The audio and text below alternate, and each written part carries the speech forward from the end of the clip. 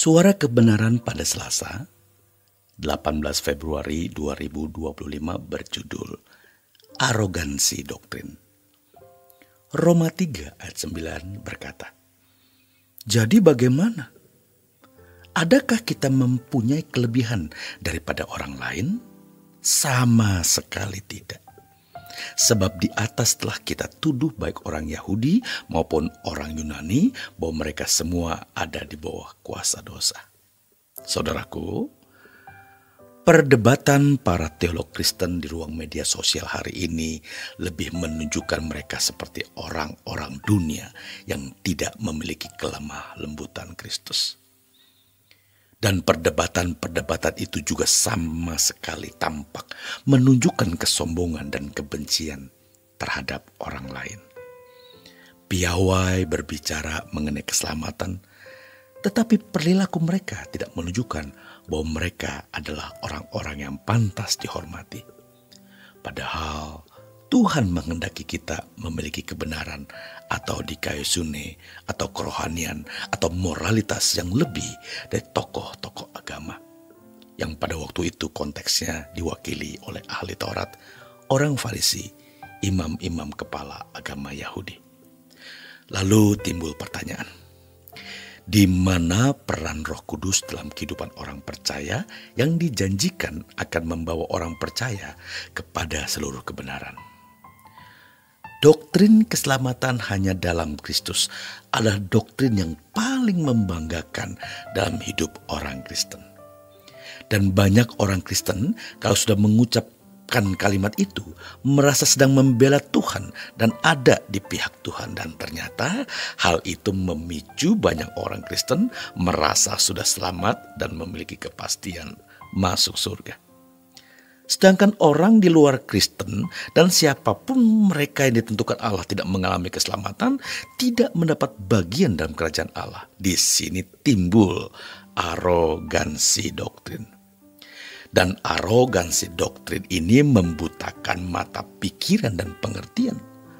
Sehingga orang tidak berpikir cerdas dan tidak realistis melihat kehidupan dengan segala dinamikanya. Sehingga banyak orang Kristen tidak mempersoalkan apakah doktrin mengenai keselamatan yang mereka pahami itu sudah lengkap dan benar-benar sesuai dengan kebenaran Alkitab atau belum. Sebab biasanya orang Kristen, jemaat awam, menerima saja apa yang dirumuskan oleh para teolog masa lalu dan itu dianggap sebagai sudah mutlak benar. Tidak boleh diganggu gugat. Padahal dalam dinamika hidup ini Allah masih akan memberikan kebenaran bagi orang percaya. Tuhan masih mau menganugerahkan kebenaran kepada umatnya.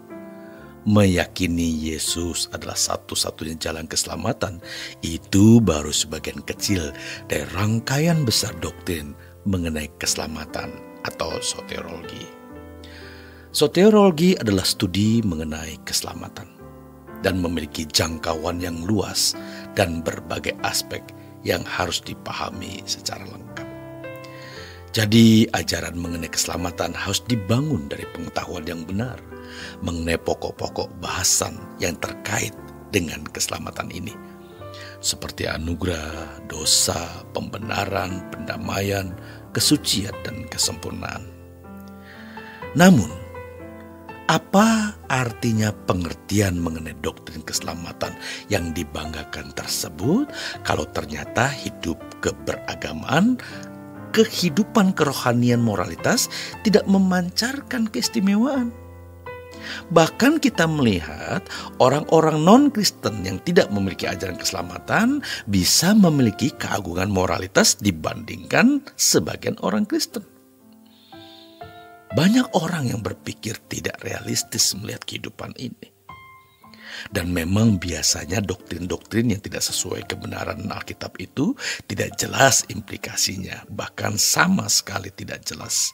Ini yang membuat banyak orang Kristen, khususnya para teolog, hanya sibuk dalam tataran area nalar, mempersoalkan doktrin tetapi tidak mempersoalkan perilaku yang harus berubah dengan standar sempurna seperti Bapa atau serupa dengan Yesus. Jelas tidak ada implikasi kalau pengajarannya bahwa keselamatan individu ditentukan secara sepihak oleh Allah, sehingga tidak perlu respon, sehingga mereka kurang realistis memandang hidup.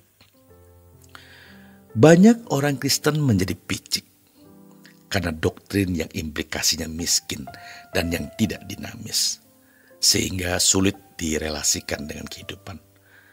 Doktrin seperti ini biasanya warisan dari Eropa, yang mana sekarang kekristenan di sana menjadi sekarat. Banyak orang Kristen yang tidak peduli terhadap fakta kehidupan. Mereka memiliki eksklusivitas keselamatan hanya dalam Kristus, dan itu merupakan satu keunggulan yang secara otomatis menempatkan mereka menjadi anak-anak Allah yang lebih dari orang beragama lain. Sekali lagi, memunculkan arogansi doktrin keselamatan. Tidak ada keselamatan di luar Kristus, itu mutlak. Tetapi orang-orang non-Kristen pun masih punya peluang masuk surga kalau mereka memang tidak atau bukan umat pilihan, yaitu jika mereka mengasihi sesama seperti diri sendiri.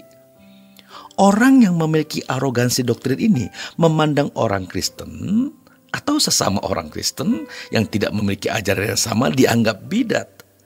Mereka memandang doktrin yang mereka warisi dari para teolognya sebagai sejajar dengan Alkitab. Maka cirinya kalau mereka membahas ajaran dan doktrin tidak lepas dari pandangan manusia yang umurnya sudah ribuan tahun dan sangat mungkin hanya efektif pada zamannya. Hal ini sudah jelas menunjukkan bahwa konsep keselamatan yang mereka yakini dan mereka ajarkan sejatinya tidak sesuai dengan kebenaran Alkitab.